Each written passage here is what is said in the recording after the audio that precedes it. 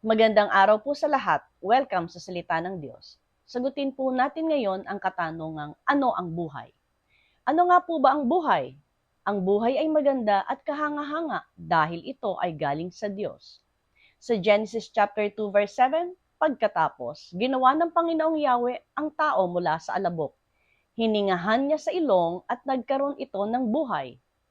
Binigyan ng Diyos ng buhay ang tao para ito ay makaulayaw at makasama niya sa daigdig na kanyang ginawa. Sa Genesis chapter 3 verse 8, narinig ng mag-asawa, si Adan at Eva, sa halamanan or Garden of Eden, na naglalakad ang Panginoong Yahweh. Sa hardin, nakakausap at nakakaharap ng unang mag-asawa ang ating Diyos na si Yahweh. At binigyan niya ng pamamahala ang tao sa lahat ng ginawa niya dito sa daigdig.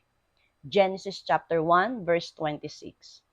Sinasabi pa ng salita ng Diyos na ang buhay ng tao sa daigdig ay para lamang hamog na lilitaw ng sandali at mawawala pagkatapos. Santiago chapter 4 verse 4. Ito rin ay parang damong tumutubo, may taglay na bulaklak, kung gumagabi ay nalalanta at bulaklak ay nalalagas. Mga Awit, chapter 90, verse 6. Sa Genesis chapter 6, verse 3, sinabi ng Panginoon, hindi ko papayagang mabuhay ang tao ng matagal, dahil sila ay tao lamang. Kaya mula ngayon, ang tao ay mabubuhay ng hindi hihigit sa 120 taon. Dahil sa kanyang biyaya at kabutihan, pinahintulutan niya na mabuhay ang tao hanggang sa ganyang edad. Kaya marapat lamang nagugulin natin ang ating buhay sa pagsunod sa kanyang kalooban.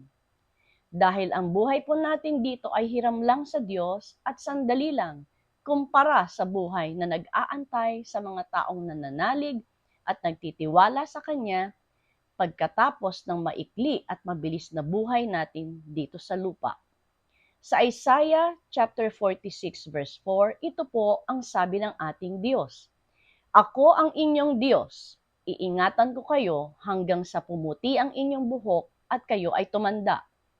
Kayo ay nilikha ko, kaya tungkulin ko na kayo ay iligtas at tulungan. Amen. Purihin ang Panginoong Hesus, mga kaibigan, hanggang sa muli. Pagpapala at kapayapaan ni Hesus ay sumainyo. Bye!